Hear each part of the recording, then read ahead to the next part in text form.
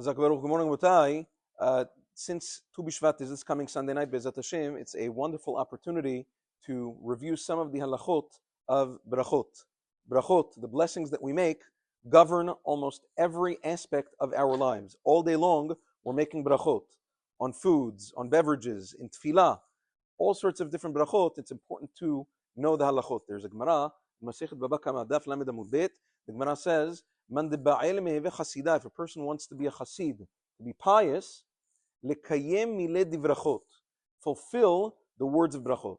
Maran Zechron Baruch used to explain that not only does that mean to be careful about the brachot that you make sure that you're saying them properly, make sure that you're saying the right brachot, bracha rishona, bracha achrona. It also means that when there are machlokot with regards to brachot, even if we paskin a certain way, to try to avoid the safek and navigate around the machloket. For instance, the halacha is if a person is cooking something and you want to just taste it for a second to see how it is. Does it taste good? Does it need spices? That's called mat'imit.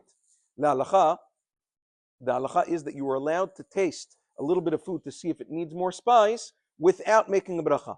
The machloket rishonim, the Rambam holds, even if you swallow that little bit, you still don't need a bracha.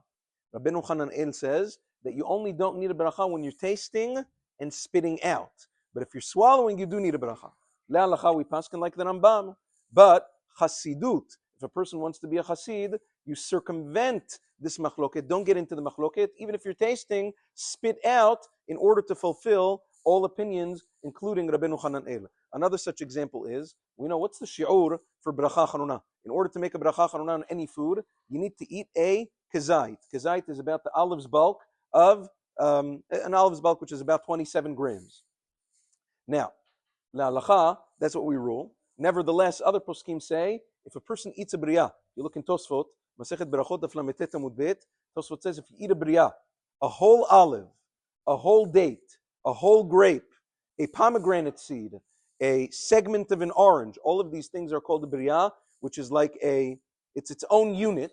Since it's chashuv unto itself, it's doubtful, perhaps that requires, even if it's less than a kazait, the halacha is that perhaps you would need a bracha charuna for that as well. The halacha, we don't hold like that, but it's preferable, says Maran Zechron Bracha, to avoid that. Either eat less than the entire unit, eat less than an entire grape, just a little nibble, or eat more, a kazait or more, so that you're mechuya bracha charuna, according to all opinions, keeping this in mind, bearing in mind, and being aware and cognizant of the brachot that we make in the shitot, that the Gemara says makes a person a chassid. You want to be a chassid? Know halacha, fulfill the halacha, and avoid machlokot, especially with regards to machloket.